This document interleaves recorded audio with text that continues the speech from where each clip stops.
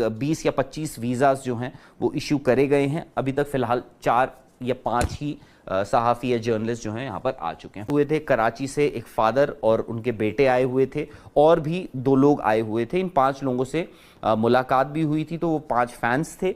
और Indian government की तरफ से जो रवैया रहा है, अब वो पाकिस्तान जिंदाबाद, भारत माता की जय, बट पाकिस्तान जिंदाबाद नॉट गुड,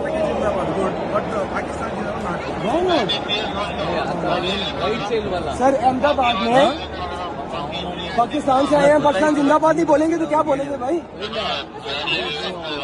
पाकिस्तान खेल रहा है, मैं पाकिस्तान जिंदाबाद नहीं बोलूंगा तो क्या बोलूंगा?